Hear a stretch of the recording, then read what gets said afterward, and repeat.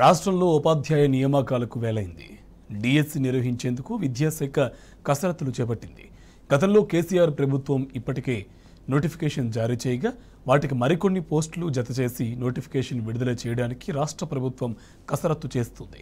అయితే టెట్ టీచర్ల ప్రమోషన్స్పై మాత్రం సస్పెన్స్కు తెరదించేందుకు అధికారులు తర్జన భర్జన పడుతున్నారు.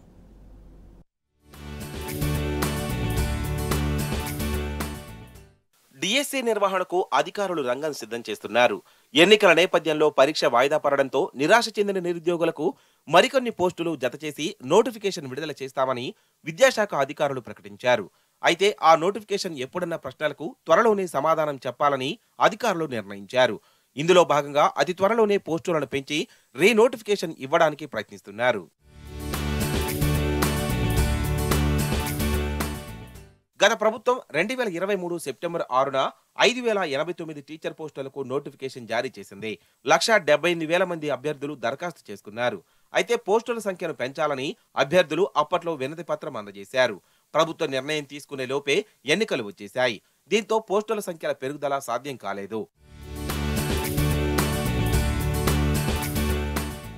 ఇక రాష్ట్రంలో కొత్త సర్కారు కొలువుదీరగానే డిఎడ్, బిఎడ్ అభ్యర్థుల సంఘం నేతలు మంత్రులను, అధికారులను కలిసి మెగా డిఎస్సి నోటిఫికేషన్ వేయాలని కోరారు. సానుకూలంగా స్పందించిన ప్రభుత్వం అనుబంధ నోటిఫికేషన్పై కసరత్తు చేయాలని అధికారులను ఆదేశించింది. గతంలో జారీ చేసిన పోస్టులకు అదనంగా మరో 5,000 టీచర్ పోస్టులు, 2,000 స్పెషల్ టీచర్ పోస్టులు జతచేసి దాదాపు 12,000 పోస్టుల భర్తీకి రీనోటిఫికేషన్ ఇవ్వాలని నిర్ణయించారు. గతంలో దరఖాస్తు చేయని వారికి మరో అవకాశం కల్పించనున్నట్లు తెలుస్తోంది. ఇక పరీక్షలను మేలో నిర్వహించే విధంగా అధికారులు కసరత్తు చేస్తున్నట్లు తెలుస్తోంది.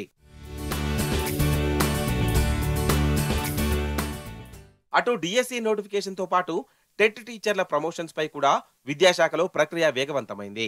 టీచర్లకు టెట్ ఉంటేనే ప్రమోషన్స్ ఇవ్వాలని హైకోర్టు ఆదేశాలిచ్చింది.